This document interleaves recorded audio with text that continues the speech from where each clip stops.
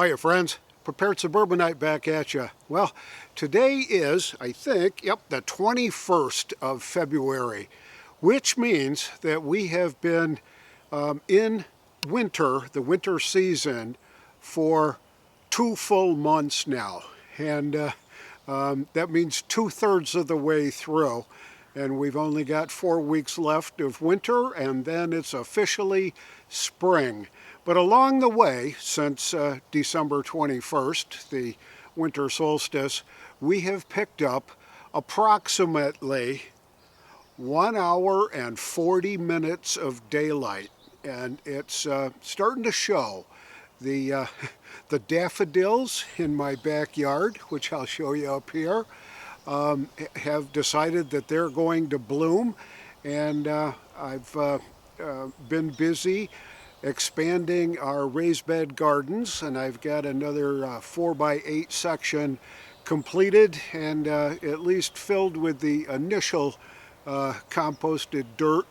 And we've got a little bit more to put in there. And so I've got to get some fertilizer, and we're heading to the store today, the garden store, to pick up some fertilizer, pick up a little bit of this and a little bit of that, get some extra seeds for a few things that my wife wants to plant. And we'll be starting our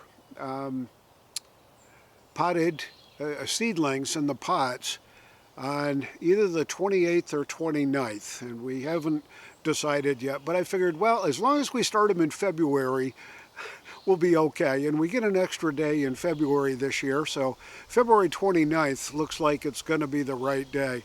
And I am excited to get going on this year's garden, on this year's planting, so that we can truly enjoy our summer harvest and fall harvest.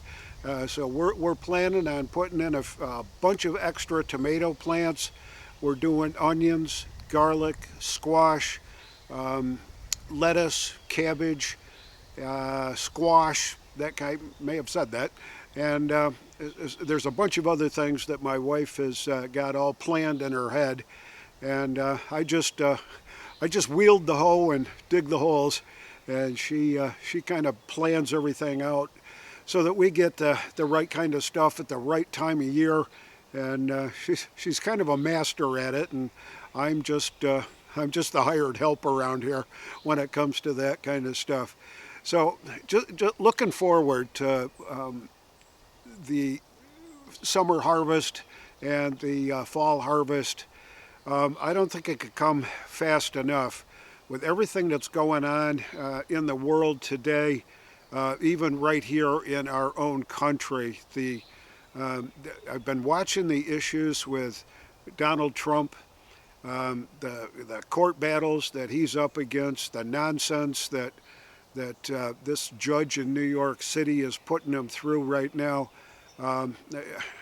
It's just kind of too bad, and I've said this before, that the Supreme Court is basically powerless until somebody brings them a case or somebody complains to them and all that. So they don't have any power to act unilaterally. But this whole thing with Donald Trump is truly an abuse of power, and I believe that his civil rights have been infringed upon, if not absolutely destroyed.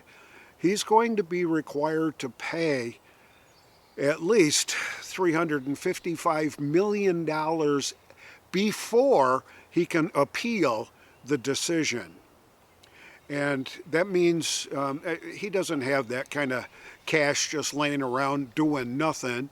He's got it invested in his real estate empire.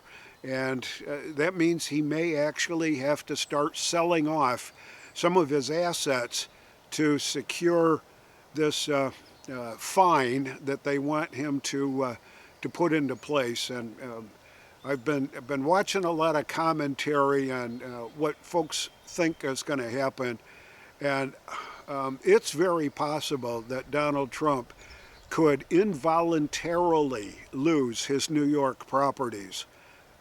They could come up with all kinds of oddball excuses, like they already have, to get this far in the civil case.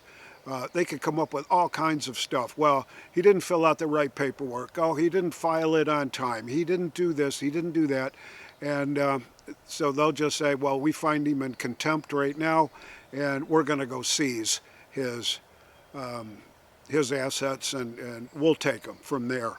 And if that doesn't send a message to anybody that lives in New York, that does business in New York, we've got a rude awakening for those kind of folks that simply don't understand the tyranny that this lawfare is going through against Donald Trump right now. And the only reason is that he's leading in the polls, no matter where you look, and he's the presumptive brand new 47th president? Yeah, 47th president of the United States come November, if he makes it that far. And I'm concerned that he may not make it quite that far.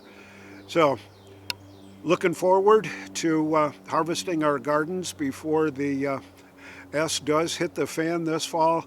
I can't imagine the level of violence, the level of hatred, the level of destruction that's going to happen once the winner of this November's election, once that's announced. There's just absolutely no telling what's going to happen.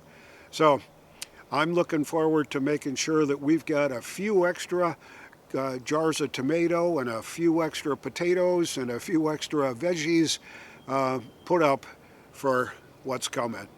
This is the Prepared Suburbanite, reminding you to be prepared always, and I'll see you all on the next video.